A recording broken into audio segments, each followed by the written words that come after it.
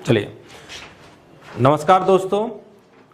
हम लोग आज की क्लास में स्टार्ट करेंगे नंबर सिस्टम, जो कि आपका मोस्ट इंपॉर्टेंट टॉपिक है हमारे सारे एग्जाम के लिए। चाहे आप एसएससी की तैयारी कर रहे हैं, चाहे आप यूपीएसआई की तैयारी कर रहे हैं, चाहे आप एसएससी सीजीएल दे रहे हैं, सीएचएसएल दे रहे हैं, कोई भी एग्जाम आप देते हैं तो हर एग्जाम के अंदर नंबर सिस्टम से काफी क्वेश्चंस पूछे जाते हैं। तो चलिए रेडी हो जाइए नंबर सिस्टम पढ़ने के लिए। जल्दी से पेन कॉपी निकाल लीजिए, पेन और कॉपी निकाल कर बैठ जाइए। नंबर सिस्टम हम लोग स्टार्ट करेंगे और आज की क्लास में नंबर सिस्टम का पार्ट 1 हम लोग पढ़ने वाले हैं। क्या पढ़ने वाले हैं? इसका पार्ट 1 हम लोग पढ़ेंगे, ठीक है। अब नंबर सिस्टम, भाई साहब, नंबर सिस्टम का जो टॉपिक है बहुत बड़ा टॉपिक है, बहुत सारी चीजें इस टॉपिक के अंदर आती हैं। क्या क्या आती हैं सर? सबसे पहले हमें क्या पढ़ना है? टाइप्स ऑफ नंबर पढ़ना है। संख्याएं कितने प्रकार की होती हैं, नंबर्स कितने प्रकार के होते हैं, नंबर्स कौन कौन से होते हैं। फिर हमें डिविजिबिलिटी रूल पढ़ना है, यूनिट डिजिट पढ़ना है, इकाई अंक निकालना पढ़ना है, नंबर ऑफ जीरोज निकालना पढ़ना है, शून्यों की संख्या निकालना पढ़ना है, रिमाइंडर थ्योरम पढ़ना है, नंबर पे बेस्ड क्वेश्चन सॉल्व करने, बहुत सारी चीजें हैं, तब जाके नंबर सिस्टम समाप्त होगा। तो चलिए सारी चीजें सिस्टमेटिकली स्टार्ट करते हैं। सबसे पहले आज हम पढ़ेंगे टाइप्स ऑफ नंबर, संख्याओं के प्रकार। तो चलिए स्टार्ट करते हैं। टाइप्स ऑफ नंबर, हमारा जो टॉपिक है उसका नाम है नंबर सिस्टम, जिसे हिंदी में बोला जाता है संख्या पद्धति। क्या बोला जाता है भाई? संख्या पद्धति। नंबर सिस्टम को बोलते हैं संख्या पद्धति। अब ध्यान दें, नंबर सिस्टम के अंदर सबसे पहले हम पढ़ेंगे types of number. Types of number, types of number का मतलब हो गया संख्याओं के प्रकार। हम पढ़ेंगे संख्याएं कितने कितने प्रकार की होती हैं। सबसे पहले तो हमें यह पढ़ना है कि कौन कौन सा नंबर हमारा है। तो सबसे पहले अगर टाइप्स ऑफ नंबर में देखेंगे तो सबसे पहली संख्या जो हम पढ़ेंगे उस संख्या का नाम है प्राकृतिक संख्या। बहुत आराम आराम से पढ़िए, सिस्टमेटिकली पढ़िए, सारी संख्याएं आपको बता दूंगा और कोई भी दिक्कत आपको नहीं आएगी। सबसे पहले आएगी प्राकृतिक संख्याएं। प्राकृतिक संख्याएं जिसे इंग्लिश में बोलते हैं क्या? Natural number. ध्यान दें, नेचुरल नंबर, प्राकृतिक संख्या जिसे हम बोलते हैं नेचुरल नंबर, ठीक। अगर मैं प्राकृतिक संख्याओं की बात करूं कि भाई प्राकृतिक संख्या क्या होती है, भाई देखिए इन संख्याओं को कोई नहीं पूछने वाला, पर इन पर बेस्ड क्वेश्चन एग्जाम में बनते हैं। अगर मैं बात करूं प्राकृतिक संख्या, तो प्राकृतिक संख्या क्या होती है? तो आप बोल सकते हो sir all counting number is called natural number. वो सारी संख्याएं जिन्हें हम गिन सकते हैं, वो सारे नंबर जिन्हें हम काउंट कर सकते हैं, क्या कहलाते हैं? प्राकृतिक या नेचुरल नंबर्स कहलाते हैं। वो सारी संख्याएं जिन्हें हम गिन सकते हैं प्राकृतिक संख्या कहलाते हैं। तो एग्जाम्पल पे आप लिखेंगे, एग्जाम्पल में आ जाएगा 1 2 3 4 सो ऑन, कहां तक? इनफाइनाइट तक। तो आप बोल सकते हो 1 से लेकर इनफाइनाइट तक की जितनी भी संख्याएं होंगी, सारी की सारी संख्याएं क्या होती हैं? नेचुरल नंबर्स कहलाती हैं। क्लियर है? All counting numbers is called natural number. वो सारी संख्याएं जिन्हें आप गिन सकते हैं प्राकृतिक संख्या कहलाती हैं। 1 से लेकर इनफाइनाइट तक की जितनी भी संख्या होंगी, सारी की सारी संख्याएं प्राकृतिक संख्या कहलाती हैं। चलिए अब चलते हैं आगे। अब दूसरी संख्या पढ़ेंगे। दूसरी संख्या क्या है? अगर हम दूसरी संख्या के बारे में बात करें, दूसरी संख्या का नाम है पूर्ण संख्या। क्या नाम है? पूर्ण संख्या, जिसे हम इंग्लिश में बोलते हैं होल नंबर्स। क्या बोलते हैं? होल नंबर्स बोलते हैं पूर्ण संख्या, ठीक है। अगर मैं पूर्ण संख्या की बात करूं, होल नंबर्स की बात करूं, तो बहुत सिंपल है। पूर्ण संख्या क्या होती है? तो आप कहेंगे कि सर अगर प्राकृतिक संख्याओं में, याद रखें, अगर प्राकृतिक संख्याओं में सर जीरो को इंक्लूड कर दें, जीरो को सम्मिलित कर दें, तो जो संख्याएं बनेंगी सारी की सारी संख्याएं होल नंबर्स कहलाएंगी। अगर आप एग्जाम्पल के तौर पे देखना चाहेंगे तो आप लिख सकते हैं प्राकृतिक संख्याओं में जीरो को इंक्लूड करना है, 0 1 2 3 4 सो ऑन इनफाइनाइट तक। तो जीरो से लेकर इनफाइनाइट वाले नंबर होते हैं वो पूर्ण संख्या होती है, और 1 से लेकर इनफाइनाइट वाले नंबर होते हैं वो प्राकृतिक संख्या होती है, ठीक है। याद रखिएगा, जीरो जो है प्राकृतिक संख्याओं में नहीं आता है, जीरो जो है पूर्ण संख्याओं में आता है, क्योंकि जीरो मेरा एक होल नंबर है, जीरो एक नेचुरल नंबर नहीं है। समझ में आया? बिल्कुल समझ में आ गया है। तो जीरो से लेकर इनफाइनाइट वाले नंबर्स क्या कहलाते हैं? होल नंबर्स, ठीक है। चलिए आगे तीसरी संख्या देखते हैं। तीसरी संख्या है हमारी पूर्णांक, पूर्णांक जिसे हम इंग्लिश में बोलते हैं इंटीजर, इंटीजर। अब ये पूर्णांक क्या होता है भाई, ध्यान दें, पूर्णांक क्या होता है ध्यान दीजिए। इंटीजर्स क्या होता है, तो आप इंटीजर में देखेंगे, अगर मैं एग्जांपल के तौर पे लिखूं तो आप बोल सकते हो माइनस इनफाइनाइट से प्लस इनफाइनाइट तक, माइनस इनफाइनाइट से प्लस इनफाइनाइट तक की जितनी भी काउंटिंग वाले नंबर्स होते हैं, जितने भी गिनने वाले नंबर्स होते हैं, सारी की सारी संख्या क्या कहलाती है, पूर्णांक कहलाती है। माइनस इनफाइनाइट से प्लस इनफाइनाइट तक के जितने भी काउंटिंग वाले नंबर्स होते हैं वो आपके क्या कहलाते हैं, पूर्णांक कहलाते हैं। तो आप देखेंगे, जैसे मैं एग्जाम्पल के तौर पर लिखूंगा, देखिए 0 1 2 3 4 सो ऑन इनफाइनाइट तक इधर हो गया। इससे पहले चलेंगे -1 -2 -3 सो ऑन माइनस इनफाइनाइट हो गया। तो आप देख रहे हैं माइनस इनफाइनाइट से प्लस इनफाइनाइट वाले जितने भी नंबर्स हैं, जितने भी काउंटिंग वाले नंबर है, आप देख रहे हैं काउंटिंग वाले नंबर हैं, इनके बीच वाले नंबर मत ले लीजिए। कोई बोले 1.5 ये इनके बीच का नंबर आ गया, 2.6 इनके बीच का नंबर आ गया, तो ये सारे नंबर्स हमारे पूर्णांक नहीं होते हैं। जो काउंटिंग वाले नंबर्स हैं कि माइनस इनफाइनाइट से प्लस इनफाइनाइट तक जो गिनने वाले नंबर्स हैं वही हमारे पूर्णांक कहलाते हैं। माइनस इनफाइनाइट से प्लस इनफाइनाइट वाली सारी संख्याएं पूर्णांक कहलाती हैं। और आप देखेंगे ये 1 से लेकर इनफाइनाइट तक के जो नंबर हैं इन्हें बोलते हैं पॉजिटिव इंटीजर। क्या बोलते हैं भाई, पॉजिटिव इंटीजर। ध्यान दें, पॉजिटिव इंटीजर का मतलब क्या हो गया, पॉजिटिव इंटीजर का मतलब हो गया धनात्मक पूर्णांक, इन्हें बोलते हैं धनात्मक पूर्णांक। और माइनस इनफाइनाइट से -1 वाले जो हैं इन्हें बोलते हैं ऋणात्मक, नेगेटिव इंटीजर। क्या बोलते हैं भाई, नेगेटिव इंटीजर, ऋणात्मक पूर्णांक। ठीक है, ये आपके पॉजिटिव इंटीजर है, ये आपके नेगेटिव है। 1 से लेकर इनफाइनाइट वाले होंगे धनात्मक और माइनस इनफाइनाइट से -1 वाले होंगे ऋणात्मक। ठीक है, समझ में आ रहा है। अब आप देख रहे हैं कि पॉजिटिव ये हो गए, नेगेटिव ये हो गए, बीच में 0 रह गया। 0 ना तो पॉजिटिव के अंदर गया है, 0 ना ही नेगेटिव के अंदर गया है। तो आप कह सकते हैं 0 ना तो धनात्मक पूर्णांक है और ना ही ऋणात्मक, पर 0 जो है एक पूर्णांक है। तो आप नोट बना के लिख लीजिएगा, इस लाइन को मैं बोल देता हूं, आप नोट बना के लिख लें।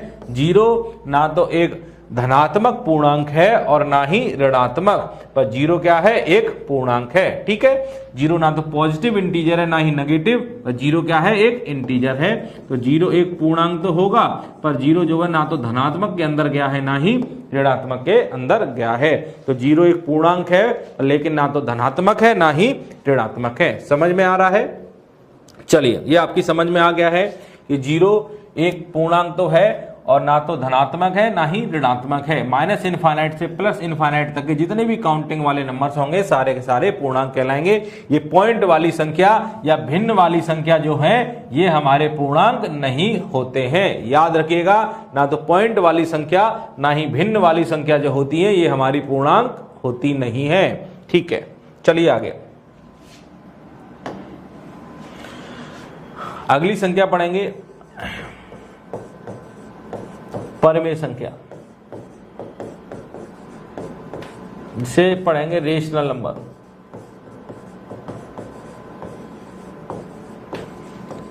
रेशनल नंबर, परमेय संख्या। ठीक है, अगर आप परमेय संख्या के बारे में बात करें तो आप देखें ऐसी संख्या जो a/b के रूप में हो, ऐसी संख्या जो a/b के रूप में हो और b का मान 0 के बराबर ना हो, b का मान 0 के बराबर ना हो और a और b दोनों ही हमारे क्या हों, दोनों ही हमारे पूर्णांक हों। पूर्णांक का मतलब इंटीजर हों, दोनों ही हमारे इंटीजर हों। अगर इस तरह की कंडीशन आपको मिल जाती है तो आपकी संख्या क्या कहलाएगी, परमेय संख्या। आपकी संख्या a अपॉन बी के रूप की हो, b का मान 0 ना हो, नीचे वाली वैल्यू 0 के बराबर ना हो, क्योंकि 0 का जब भाग देंगे तो फिर आंसर क्या हो जाएगा, इनफाइनाइट हो जाएगा, है ना। तो नीचे वाली वैल्यू 0 के बराबर नहीं रखनी है। और a और b दोनों ही क्या हो, पूर्णांक। पूर्णांक क्या होता है, माइनस इनफाइनाइट से प्लस इनफाइनाइट तक के जितने भी काउंटिंग वाले नंबर होते हैं सारे के सारे नंबर्स पूर्णांक कहलाते हैं। ठीक है, अगर ये सारी कंडीशन अगर आप कहीं मैच करा देते हैं, अगर आप ये वाली कंडीशन मैच करा देते हैं, ये कंडीशन अगर आपने मैच करा दी, अगर ये कंडीशन आपने मैच करा दी तो आपकी संख्या क्या कहलाएगी, परमेय संख्या। याद रखें, नंबर a अपॉन बी के रूप का हो, b का मान 0 ना हो, a और b दोनों पूर्णांक हो, संख्या क्या कहलाएगी, परमेय संख्या। जैसे एग्जाम्पल के तौर पर अगर आप देखें 3/4, 7/9, माइनस का 11/13,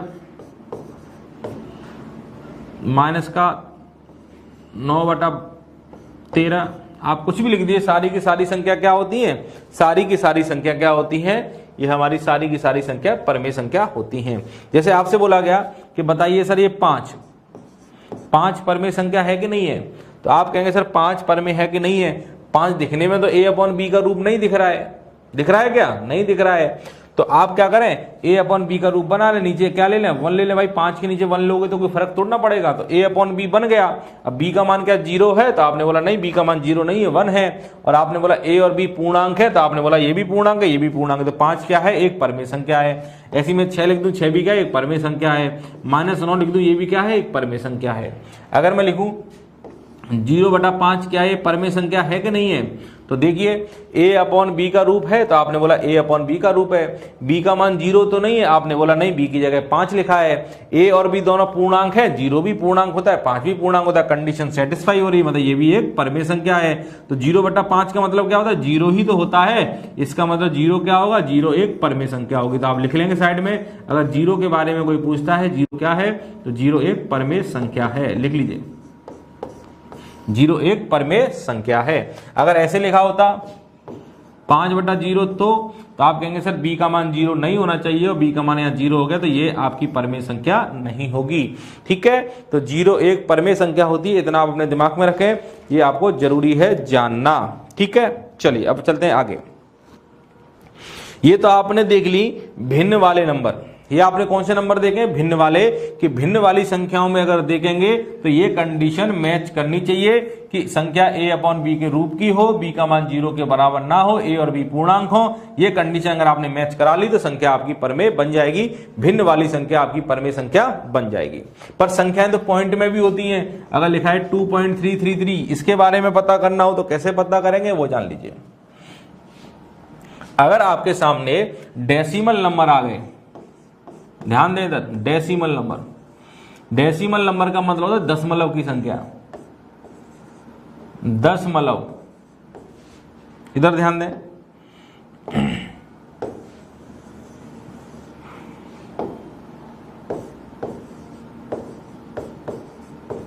दशमलव। अगर डेसिमल नंबर आपके सामने आ गए, दशमलव की संख्या अगर आपके सामने आ गई, तो आप कैसे पता करेंगे ये परमेय है कि नहीं है। ठीक है, अब देखिए दशमलव की जो संख्या होती है, डेसिमल की जो संख्या होती है, ये दो टाइप की होती है, ध्यान दीजिएगा। डेसिमल की जो संख्या होती है वो दो तरह की होती है, टर्मिनेटिंग, ध्यान दीजिएगा, टर्मिनेटिंग, एक होती है नॉन टर्मिनेटिंग, ध्यान दीजिएगा।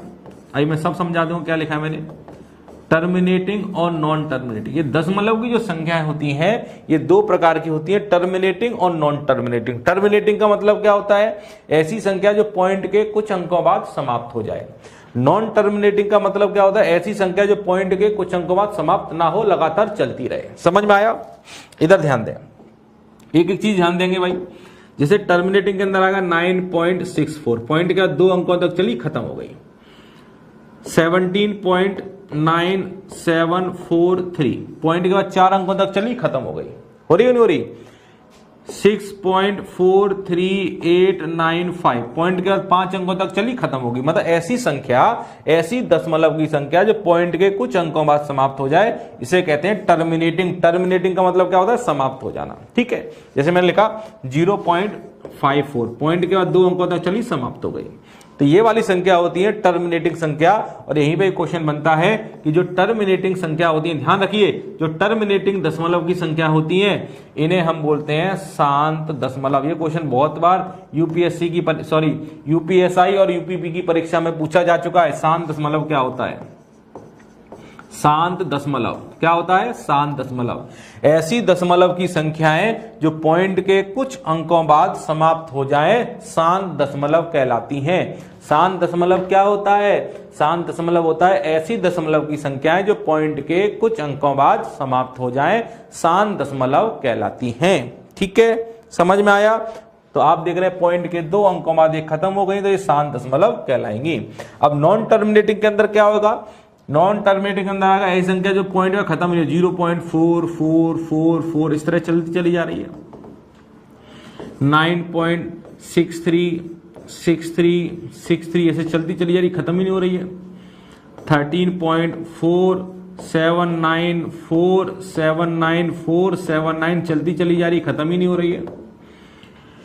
15.687687 चलती चली जा रही, खत्म ही नहीं हो रही है। आप देख रहे हैं, और आप देख रहे हैं, और ऐसी भी होती हैं 9.325671291273 सो ऑन।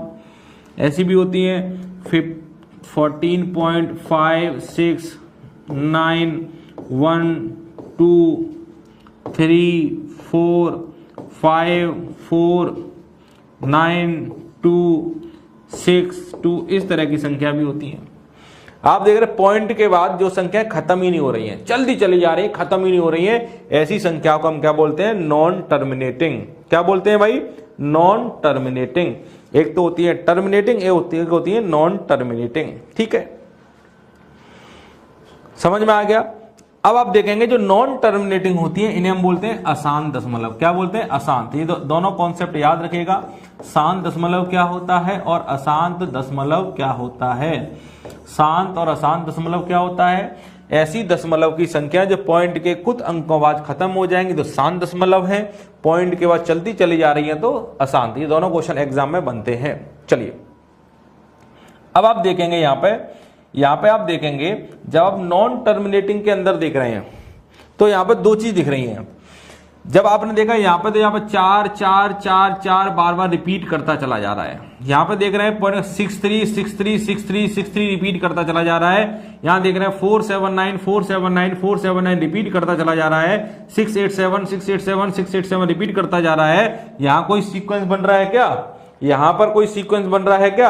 आप देखिए यहां पे कोई सीक्वेंस बन रहा है क्या? यहाँ 32 56 यहाँ पे कोई लॉजिक नहीं बन रहा। यहाँ देख रहे हैं यहाँ भी कोई लॉजिक नहीं बन रहा, पर इनमें आपने देखा कि कोई ना कोई लॉजिक लग रहा है। यहाँ पे 4 बार बार दोहराया गया है, यहाँ पे 63 बार बार दोहराया गया है, यहाँ पे 479 बार बार दोहराया गया है, 687 बार बार दोहराया गया है। मतलब यहाँ कोई ना कोई लॉजिक लग रहा है, पर यहाँ पे कोई लॉजिक नहीं लग रहा है।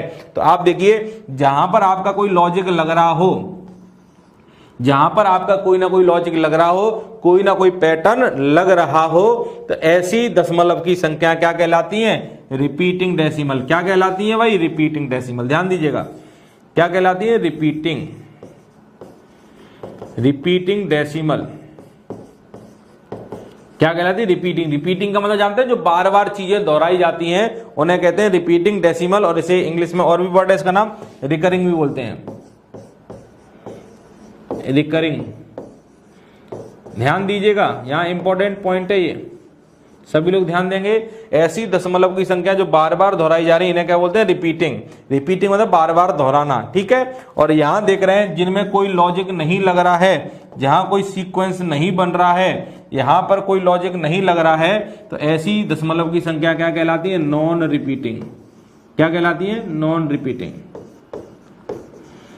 Non repeating decimal. ध्यान दीजिएगा भाई सभी लोग, ऐसी दशमलव की संख्याएं जो पॉइंट के बाद आपने देखा कोई सीक्वेंस या कोई लॉजिक नहीं लग रहा है, यहां तो सिर्फ रैंडमली उल्टे सीधे नंबर आते चले जा रहे हैं, तो ऐसी संख्याओं कहते हैं नॉन रिपीटिंग डेसिमल। और जहां कोई ना कोई लॉजिक लग रहा है उन्हें रिपीटिंग डेसिमल या रिकरिंग डेसिमल कहते हैं। इन्हें कहते हैं अशांत दशमलव, इन्हें कहते हैं शांत दशमलव। समझ में आया?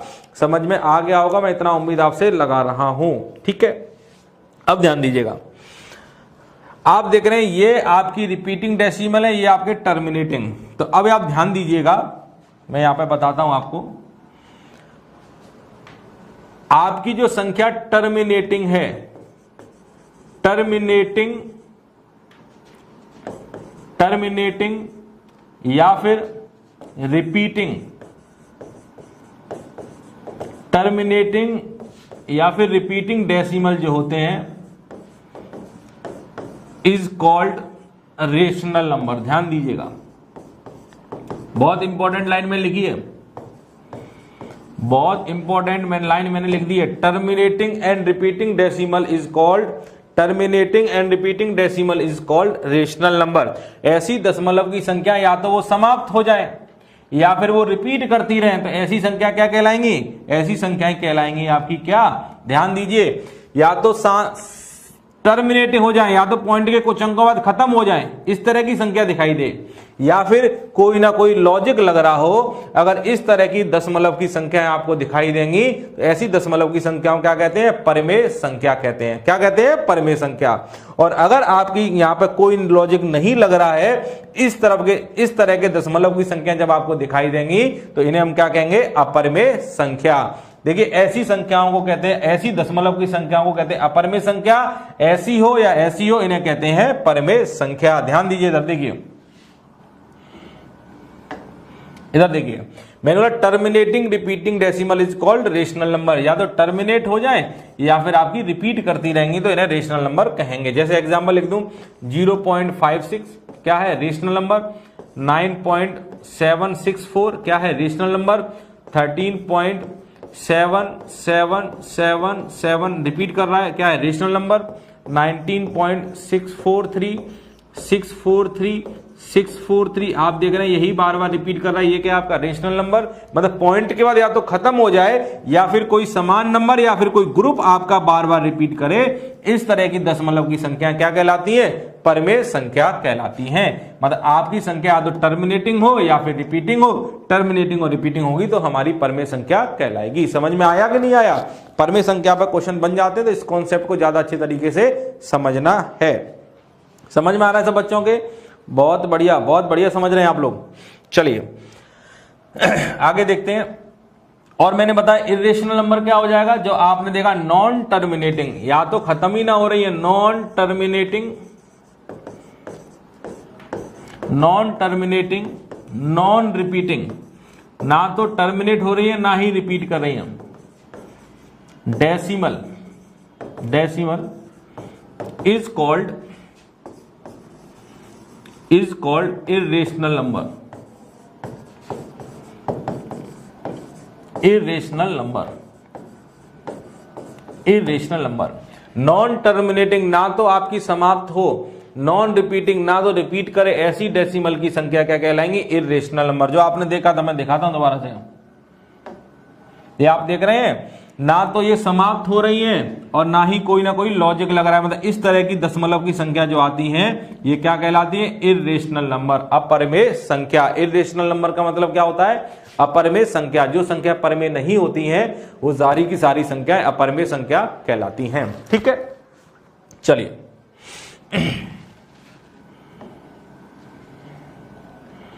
अब हम चलते हैं आगे। यहां पर आप देख लें जो मैंने लिखा था, जैसे इस तरह की संख्या जो होंगी 9.6452394621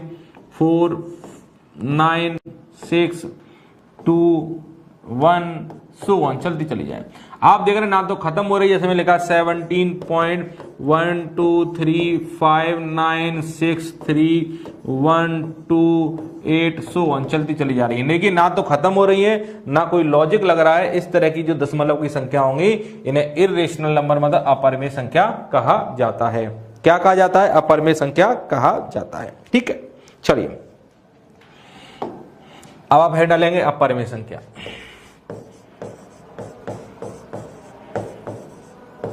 अपरमेय संख्या, ठीक है, इरेशनल नंबर,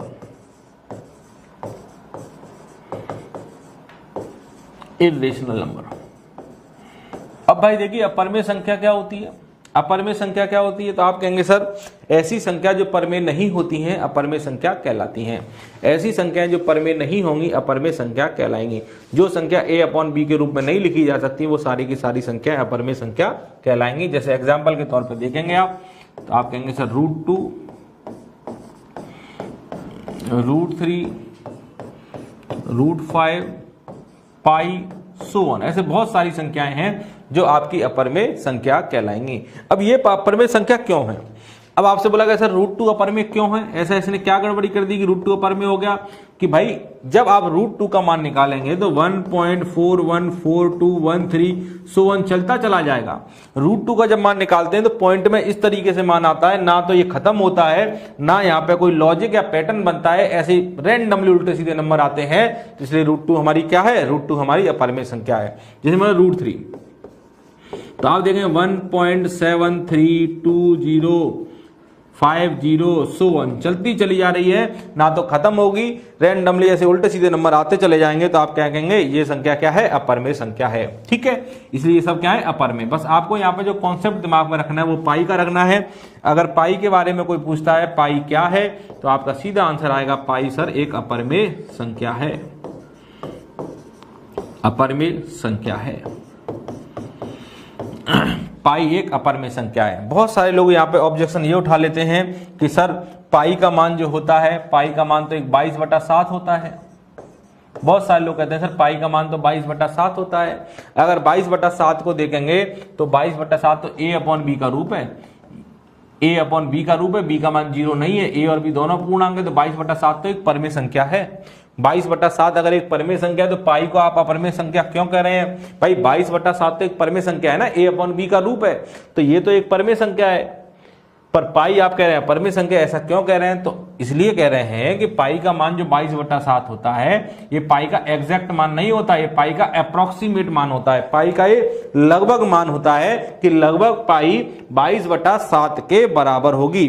पर पाई का जब एग्जैक्ट मान निकालते हैं तो पाई का जो एग्जैक्ट मान निकलता है 3.141592 सो ऑन चलता चला जाता है, ना कभी खत्म होता ना ही कोई लॉजिक बनता। जब नहीं बनता है तो इसलिए हम क्या कहते हैं? पाई एक अपरमेय संख्या है।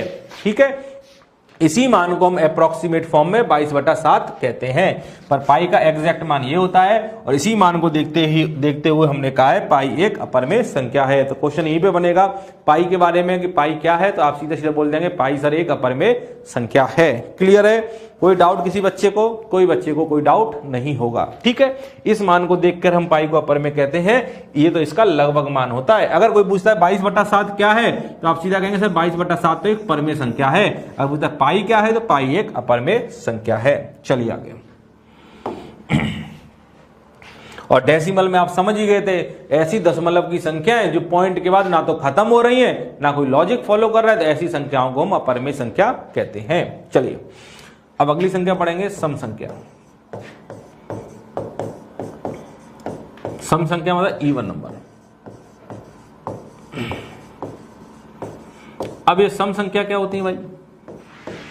सम संख्या क्या होती है? तो सब लोगों को पता है सम संख्या क्या होती है। ऐसी संख्या जो 2 से पूर्णतः विभाजित हो जाए सम संख्या कहलाती हैं। ऐसे नंबर जो 2 से कट जाएंगे सम संख्या कहलाएंगे। तो आप कहेंगे 2, 4, 6, 8, 10, 12 सो ऑन, ये सारी संख्या क्या है? सम संख्या। जो भी संख्या ऐसी होगी जो 2 से डिविजिबल हो जाएगी, डिविजिबल बाई 2, 2 से भाग चला जाएगा, वो सारी संख्या जो 2 से कट जाएंगी सम संख्या कहलाएंगी। अब आ जाइए विषम संख्या।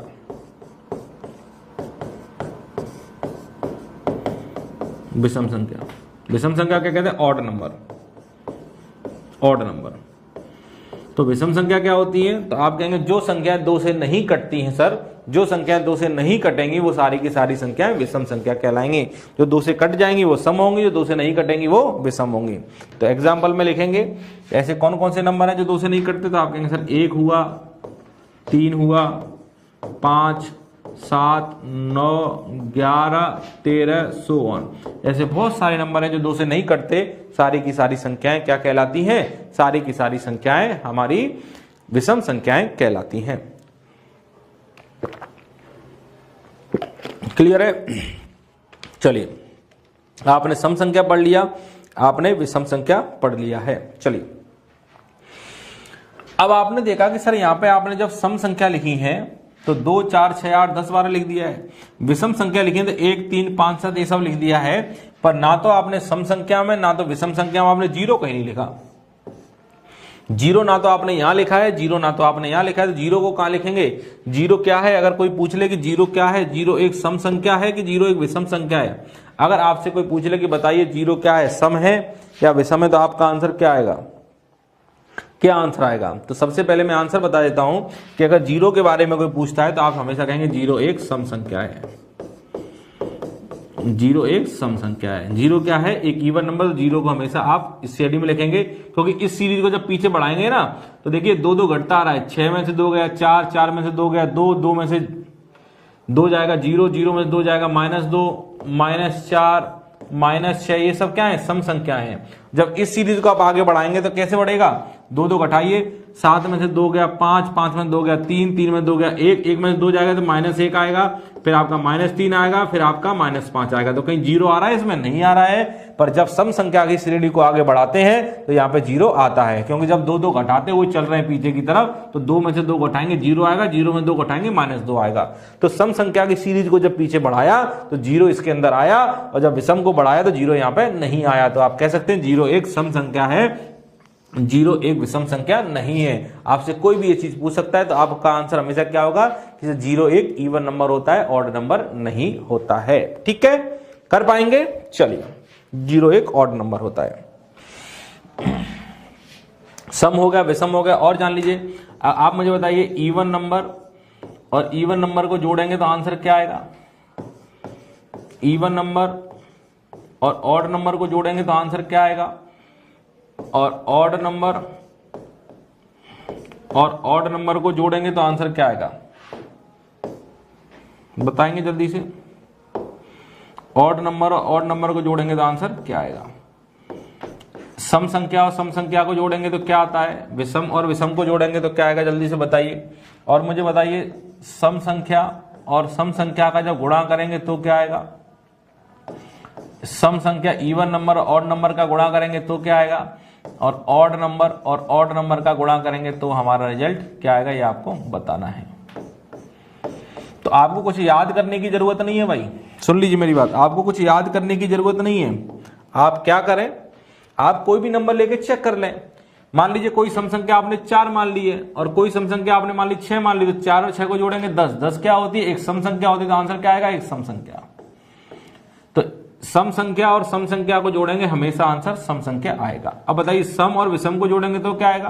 तो एक सम संख्या आपने देखी 4, एक विषम संख्या आपने ली 5, 4 और 5 को जोड़ेंगे 9 आएगा, और 9 क्या है? एक विषम संख्या है, तो आंसर हमेशा क्या आएगा? ऑड नंबर आएगा। कोई भी 2 नंबर लेकर चेक कर ले, आपको याद करने की जरूरत नहीं है कि सम संख्या और विषम संख्या को जोड़ हमेशा विषम संख्या आती है, और विषम और विषम का जोड़ क्या आएगा? तो एक विषम संख्या मैंने 3 ले ली, एक विषम संख्या मैंने 5 ले ली, 3 और 5 का जोड़ कितना हो गया? 8। और 8 क्या है? एक सम संख्या है, तो विषम और विषम को जोड़ेंगे तो सम आ जाएगा। ध्यान दें, सम और सम का जोड़ हमेशा सम होता है, सम और विषम का जोड़ हमेशा विषम होता है, और विषम और विषम का जोड़ हमेशा सम होता है, याद रखिएगा। ये आ जाइए, सम संख्या और सम संख्या गुणा करेंगे तो कितना आएगा? एक सम संख्या 4 ले ली मैंने, एक सम संख्या 4 ले, 4 चौक 16, 16 एक सम संख्या है, तो सम और सम का गुणा करेंगे तो हमेशा सम आएगा। सम और ऑड का गुणा करेंगे तो एक सम संख्या मैंने 2 ले ली, एक विषम संख्या मैंने 3 ले ली, 2 गुणे 3 कितना आ गया? 6, 6 भी एक सम संख्या है। तो सम संख्या और सम संख्या का गुणा हमेशा सम संख्या आएगा, सम संख्या और विषम संख्या का गुणा हमेशा सम संख्या आएगा, और विषम का गुणा एक विषम संख्या 3, दूसरी विषम 3 त्रिका 9, और 9 एक विषम संख्या है, तो आंसर क्या हो जाएगा? ऑड हो जाएगा। ध्यान दें कि इवन नंबर और इवन नंबर का गुणा करेंगे तो इवन आएगा, इवन और ऑड का गुणा करेंगे तो इवन आएगा, ऑड और ऑड का गुणा करेंगे तो ऑड आ जाएगा। ठीक है, यहां आप देखेंगे इवन और इवन इवन होगा, इवन और ऑड होगा, ऑड और ऑड इवन हो जाएगा। इतना आपकी समझ में आ गया है। चलते हैं आगे। चलिए अगली संख्या पढ़ेंगे, प्राइम नंबर। प्राइम नंबर जिसे हम कहते हैं अभाज्य संख्या। अभाज्य संख्या। अब ये प्राइम नंबर क्या होता है भाई? अभाज्य संख्या क्या होती है? तो आप बोलेंगे अभाज्य संख्या क्या होती है भाई? ऐसी संख्या जिसके केवल 2 गुणनखंड हो। यहां लिख देता हूं मैं, ऐसी संख्याएं जिसके केवल 2 गुणनखंड हो। गुणनखंड का मतलब क्या होता है? फैक्टर हो। क्या कहलाती है? क्या कहलाती है? अभाज्य संख्या। मतलब ऐसी संख्याएं जिसके केवल 2 गुणनखंड हो, अभाज्य संख्या कहलाती है। क्या बोल सकते हो? ऐसी संख्याएं जो 1 और स्वयं के अलावा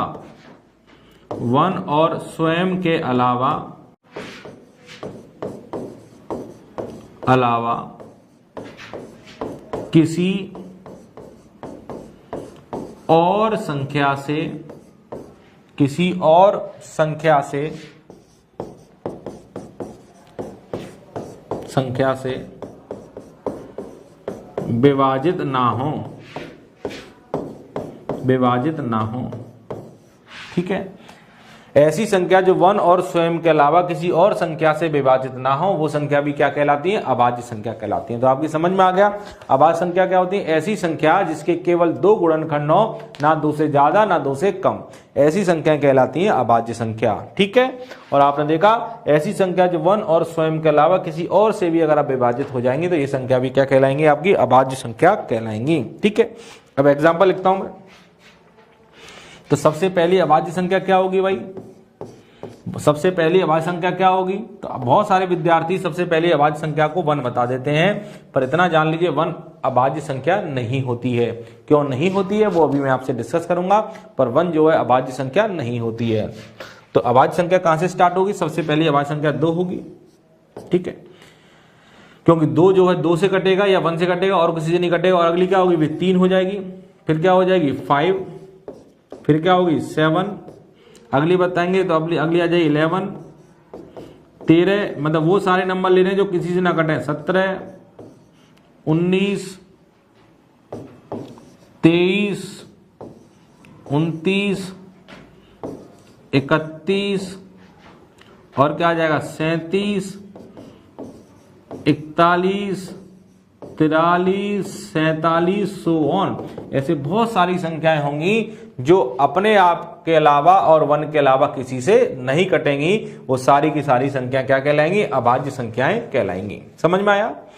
ठीक है, आप देख रहे हैं 2, 3, 5, 6 जैसा मैंने कुछ संख्या लिखी, किसी से नहीं कट रही होंगी, अपने आप के अलावा या 1 के अलावा। 1 से तो सब कट ही जाता है, किसी से नहीं कटती हैं, तो ये अभाज्य संख्या कहलाएंगी। ठीक है, या फिर आप ये वाला रूल लगा लें जिसके केवल 2 गुणनखंड हो। जैसे आपने देखा 3 के कितने गुणनखंड है? 3 को कौन कौन काटेगा? 3 को या तो 1 काटेगा या 3 को 3 काटेगा। इसके अलावा कोई काट सकता है 3 को? नहीं। तो 3 के केवल कितने गुणनखंड है? 2 गुणनखंड है, इसलिए 3 हमारी अभाज्य संख्या है। जैसे मैंने बोला कि 1 जो है अभाज्य संख्या नहीं होती, तो 1 अभाज्य संख्या क्यों नहीं होती है? क्योंकि 1 के जब गुणनखंड करेंगे तो 1 का गुणनखंड एक तो 1 हो गया, और 1 का दूसरा गुणनखंड क्या होगा? 1 को कौन काटे? गुणनखंड जानते हैं? ऐसी संख्या जो दिए गए नंबर को काट दे। तो आप देखिए 1 को एक तो 1 काटेगा, और कोई संख्या काट सकती है 1 को? नहीं काट सकती। तो 1 का केवल एक ही गुणनखंड है, और अभाज्य संख्या के कितने गुणनखंड होते हैं? 2 होते हैं। तो 1 का केवल एक ही गुणनखंड है, इसलिए 1 जो है अभाज्य संख्या नहीं है। ठीक है, तो सबसे छोटी अभाज्य संख्या क्या होती है? सबसे छोटी अभाज्य संख्या मैं अगले पॉइंट में लिख देता हूं। सबसे छोटी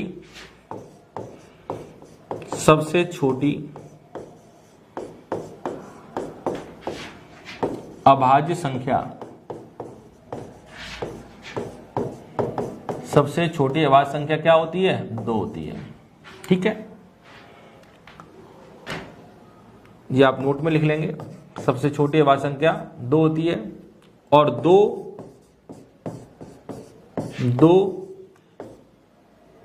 क्या है? सम अभाज्य संख्या है।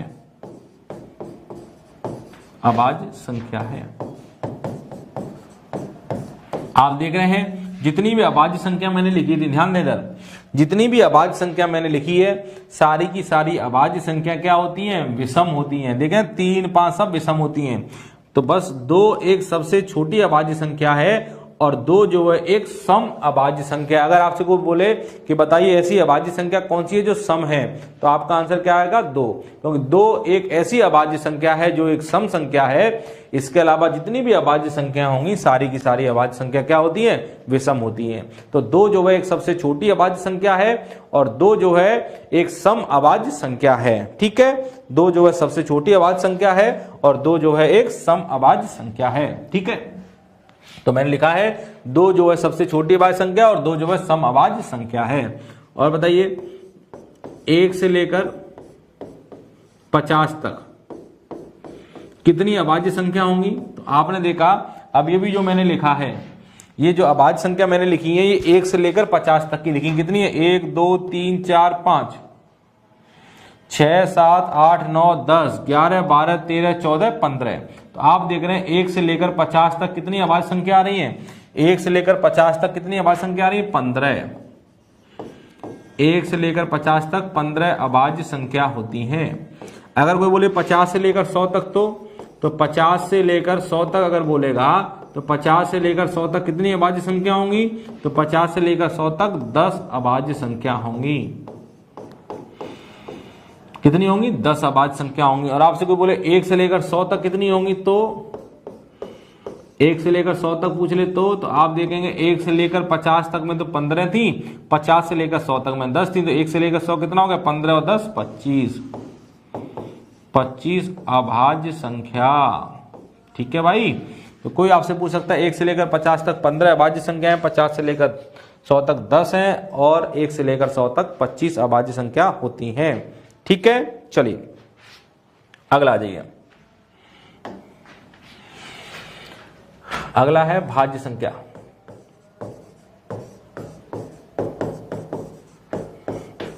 भाज्य संख्या, अब भाज्य संख्या क्या होती है जान लें। भाज्य संख्या के बारे में बात करें, भाज्य संख्या को बोलते हैं कंपोजिट नंबर। Composite number. अब ये भाज्य संख्या क्या होगी? तो आप बोलेंगे ऐसी संख्याएं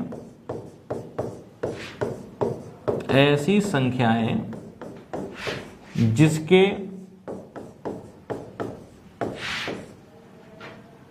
3 या 3 से अधिक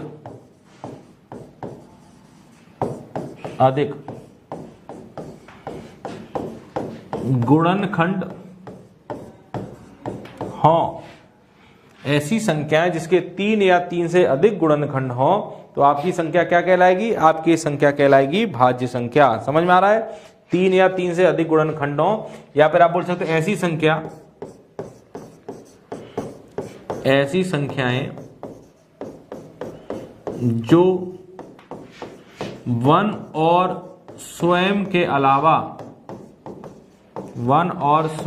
अलावा किसी और संख्या से भी विभाजित हो जाए। किसी और संख्या से भी विभाजित हो जाए।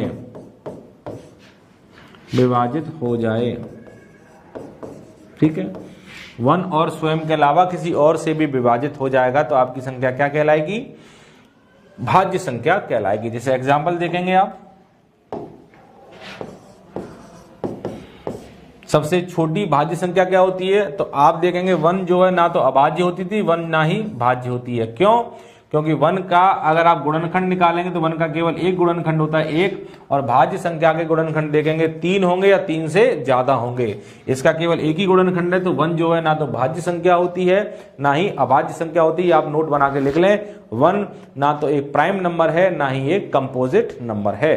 तो 2 जो है अभाज्य होती है, 3 जो अभाज्य होती है। सबसे छोटी भाज्य संख्या क्या होगी? 4, 6, 8, 9, 10, 12, बहुत सारे नंबर। जो नंबर किसी से कट जाएं, जो संख्या किसी से कट जाएंगी वो सारी की सारी संख्या क्या कहलाएंगी? भाज्य संख्या कहलाएंगी। देख रहे हैं आप, सबसे कटते चले जा रहे हैं। ये 4 का गुणनखंड निकालेंगे, 4 का गुणनखंड क्या होगा? 1 होगा, 2 होगा और 4 होगा। तो देखिए 4 के गुणनखंड 3 है कि नहीं, 3 है। तो भाज्य संख्या के गुणनखंड हमेशा 3 या 3 से ज्यादा होंगे। सबसे छोटी भाज्य संख्या 4 होती है। ऐसी संख्या जो 1 और स्वयं के अलावा किसी नंबर से कट जाएंगी तो भाज्य संख्या कहलाएंगी। ठीक है, चलिए अगला लिखेंगे सह अभाज्य संख्या,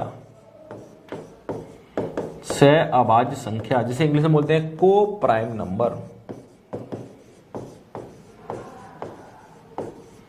को प्राइम नंबर्स, ठीक है।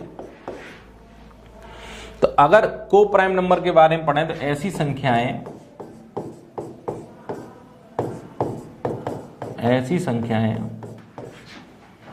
जिनके बीच कोई भी समान गुणनखंड ना हो। ब्रैकेट में लिखेंगे 1 को छोड़कर, 1 को छोड़कर, मतलब ऐसी संख्याएं जिनके बीच कोई भी समान गुणनखंड नहीं है। 1 को छोड़कर, देखिए 1 तो सबको काटता है, 1 तो सबका गुणनखंड होता है। इसके अलावा कोई भी कॉमन फैक्टर ना हो। कोई भी समान गुणनखंड का मतलब होता है कॉमन फैक्टर। ध्यान दें, समान गुणनखंड को हम क्या कहते हैं, कॉमन फैक्टर। ऐसी संख्याएं जिनके बीच में कोई भी कॉमन नंबर नहीं है, ऐसी संख्या जिनके बीच कोई भी कॉमन नंबर नहीं है, तो कॉमन फैक्टर नहीं है, तो ऐसी संख्या क्या कहलाएंगी, को प्राइम नंबर। या फिर बोल सकते हो ऐसी संख्याएं, ये वाला इंपॉर्टेंट है, ऐसी संख्याएं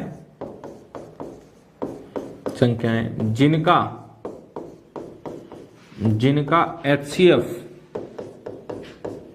1 हो।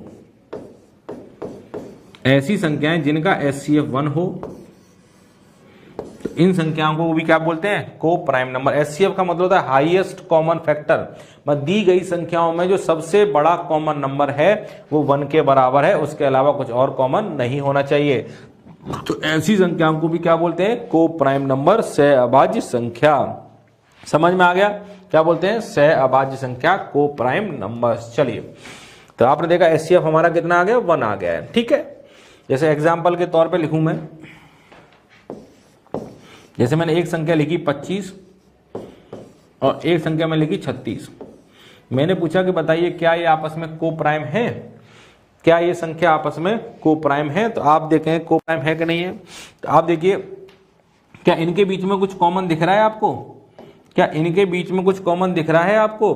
तो आपको कुछ इनके बीच में कॉमन दिख रहा है। तो आप देखिए ये 5 से कट जाएगा, 5 से ये नहीं कटेगा, ये 2 से कटेगा, 2 से ये नहीं कटेगा, ये 3 से कटेगा, 3 से ये नहीं कटेगा। ऐसा कोई नंबर नहीं है जो इन दोनों को एक साथ काट दे। अगर नहीं है तो ये संख्या क्या कहलाएगी, सह अभाज्य संख्या। दिए गए नंबरों में अगर कोई कॉमन नंबर नहीं है तो ये संख्या सह अभाज्य संख्या कहलाएगी। ठीक है,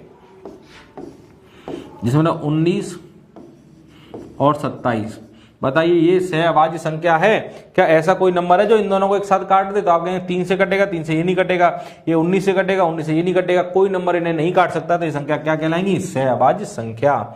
जैसे मैंने बोला 42 और 46, क्या ये आपस में सह अभाज्य हैं। तो आप कहेंगे सर 2 से ये भी कट जाएगा, 2 से ये भी कट जाएगा, दोनों 2 से कट रहे हैं, तो ये सह अभाज्य संख्या नहीं है। ठीक है, जैसे मैंने आपसे बोला 22 33, मैंने बताइए सह अभाज्य है क्या ये। तो आप बोलेंगे 11 से ये भी कटेगा, 11 से ये भी कटेगा, तो ये भी संख्या सह अभाज्य नहीं है। सह अभाज्य क्या होती है, ऐसी संख्याएं जिनके बीच में कोई भी कॉमन नंबर ना हो, सह अभाज्य संख्या कहलाती हैं। ठीक है, चलिए अगला देखते हैं। अगली संख्या जुड़वा अभाज्य संख्या, जुड़वा अभाज्य संख्या जिसे इंग्लिश में बोलते हैं twin prime number. Twin prime number, जुड़वा अभाज्य संख्या। अब ट्विन प्राइम नंबर क्या होते हैं, तो आप लिखिए ऐसी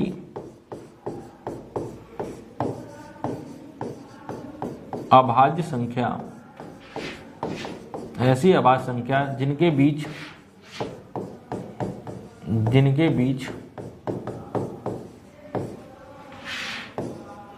2 का अंतर हो। ध्यान से पढ़ें, ऐसी अभाज्य संख्याएं जिनके बीच 2 का अंतर होगा जुड़वा अभाज्य संख्या मतलब ट्विन प्राइम नंबर्स कहलाएंगी। ऐसी अभाज्य संख्या देख ली जिनके बीच में 2 का अंतर हो। बताइए ऐसी कौन कौन सी अभाज्य संख्या जिनके बीच में 2 का अंतर होगा? तो आप कहेंगे 3 और 5। 3 और 5 में देखिए ये भी अभाज्य संख्या है, ये भी अभाज्य संख्या, बीच में अंतर कितने का है? 2 का है। ठीक है, और देखेंगे क्या आएगा? 5 और 7। 5 और 7 बीच में अंतर कितने का है? 2 का है। और कितना आएगा? 11 और 13, दोनों अभाज्य संख्या बीच का अंतर कितने का है? 2 का है। ठीक है, और क्या आएगा? 17 और 19। 17 और 19। और बताइए और क्या क्या आ सकता है? और कोई एक संख्या जो आपके दिमाग में आ रही है जो अभाज्य होगी, तो आप देखेंगे 29 और 31। ठीक है, ऐसी बहुत सारी संख्याएं जो अभाज्य होंगी। जैसे और लिख दूं मैं 41 और 43। ठीक है, आप देख रहे हैं ऐसी अभाज्य संख्या जिनके बीच का अंतर क्या हो? इनके बीच का अंतर 2 होगा, तो ये सारी अभाज्य संख्या क्या कहलाएंगी? जुड़वा अभाज्य संख्याएं। ऐसे प्राइम नंबर जिनके बीच का डिफरेंस 2 के बराबर है वही अभाज्य संख्याएं कहलाती हैं ट्विन प्राइम नंबर, जुड़वा अभाज्य संख्याएं। ठीक है, चलिए एक और देख लेते हैं लास्ट, वास्तविक संख्याएं। वास्तविक संख्याएं, ठीक है, मतलब वास्तविक संख्याओं का मतलब क्या होगा? Real number. अभी वास्तविक संख्या क्या होती है, रियल नंबर्स क्या होते हैं, जरा बताएंगे मुझे? तो आप बताइए रियल नंबर्स होते क्या क्या हैं, आप जल्दी से बताएं मुझे। वास्तविक संख्याएं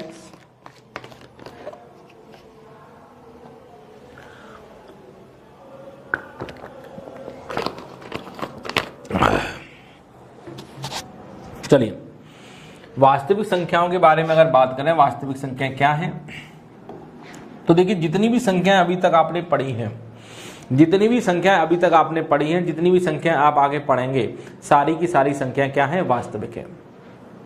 हम मैथ्स के अंदर जितनी भी संख्याएं पढ़ दी कि वास्तव में जब संख्याओं का वर्गीकरण हुआ था तो संख्याओं को 2 भागों में बांटा गया था, वास्तविक और काल्पनिक। संख्याओं का जब वर्गीकरण हुआ था संख्या को 2 भागों में बांटा गया था, वास्तविक और काल्पनिक। तो काल्पनिक तो हम लोगों के सिलेबस में ही नहीं है, तो हम लोगों को सिर्फ वास्तविक संख्याएं पढ़नी है। तो जितनी भी संख्या आप देख रहे थे, चाहे परमेय हो, चाहे अपरमेय हो, चाहे पूर्ण संख्या है, चाहे प्राकृतिक संख्या, इवन और अभाज्य भाज्य, सब जितनी भी संख्याएं हैं सारी की सारी संख्याएं वास्तविक संख्या कहलाती हैं। ठीक है, जितने भी नंबर्स आप पढ़ रहे हैं, जितने नंबर आप पढ़ोगे देखोगे, सारे के सारे नंबर्स आपके वास्तविक नंबर्स कहलाते हैं। तो आप देखेंगे वास्तविक संख्या क्या होती है, चाहे आपकी परमेय संख्या हो, चाहे आपकी अपरमेय संख्या हो, कोई भी नंबर हो, सब वास्तविक है। जैसे मैं लिखा 3/4 ये वास्तविक है, माइनस का 7/9 ये वास्तविक है, मैंने लिखा 2 ये वास्तविक है, 0 वास्तविक है, √2 वास्तविक है, √7 वास्तविक है, 3 + √7 ये भी वास्तविक है, 9 + √11 ये भी वास्तविक है। कोई भी नंबर आप लिख दीजिए, पाई ये भी वास्तविक है। जितने भी नंबर्स आप देख रहे हैं आप लिखेंगे, सारे के सारे नंबर वास्तविक होते हैं, चाहे परमेय हो चाहे अपरमेय हो, कोई भी नंबर हो, सारे के सारे नंबर आपकी वास्तविक संख्याएं कहलाती हैं। समझ में आया? समझ में आया कि वास्तविक संख्या क्या होती है? वो सारी संख्याएं जो हम मैथमेटिक्स के अंदर पढ़ रहे हैं, सारी की सारी संख्याएं वास्तविक हैं, क्योंकि काल्पनिक संख्या हम लोगों के सिलेबस में नहीं है। ठीक है, कोई भी नंबर आप उठा के रख लीजिए, सारे के सारे वास्तविक हैं। तो आज हमने ये संख्याओं का वर्गीकरण पढ़ा है। संख्याओं के वर्गीकरण में हमने कौन कौन सी संख्या पढ़ी है? सबसे पहले प्राकृतिक संख्या हमने पढ़ी थी, फिर हमने कौन सी पढ़ी थी? फिर हमने पढ़ी थी पूर्ण संख्या पढ़ी थी, फिर उसके बाद हमने पूर्णांक पढ़ा था, फिर हमने परमेय संख्या पढ़ी, उसके बाद हमने अपरमेय संख्या पढ़ी, उसके बाद हमने सम संख्या पढ़ी, फिर हमने विषम पढ़ा, फिर हमने अभाज्य संख्या पढ़ी, फिर हमने भाज्य संख्या पढ़ी, फिर हमने सहभाज्य संख्या पढ़ी, फिर हमने जुड़वा अभाज्य संख्या पढ़ी और लास्ट में हमने वास्तविक संख्या पढ़ी। इतनी संख्याएं आपने पढ़ ली हैं। इतनी संख्या अगर आप जान लेते हैं तो आपको कोई भी परेशानी नहीं आएगी। क्लियर है? सब बच्चों को, कोई बच्चे को कोई परेशानी तो नहीं होनी चाहिए, सब बच्चों को एकदम चीजें क्लियर हैं। तो ये सारी संख्या हैं, संख्याओं का वर्गीकरण जो आपको पढ़ना था। तो आज हमने इसका पहला पॉइंट कंप्लीट किया है, संख्याओं का वर्गीकरण। अब हम आगे इस टॉपिक को पढ़ाएंगे। इसके बाद हम पढ़ेंगे डिविजिबिलिटी रूल, विभाजन की विधियां, और फिर हम पढ़ेंगे यूनिट डिजिट निकालना। धीरे धीरे इस टॉपिक को इसी प्रकार आगे बढ़ाएंगे। बहुत इंटरेस्टिंग टॉपिक है, बहुत इंपॉर्टेंट टॉपिक है आपके एग्जाम पॉइंट ऑफ व्यू से। इस टॉपिक को आपको अच्छे तरीके से पढ़ना है और अच्छी तरीके से चीजों को समझना है। तो चलिए आज क्लास यहीं पे समाप्त करते हैं। अब मुलाकात करें अगले वीडियो में, तब तक के लिए थैंक यू, बाय।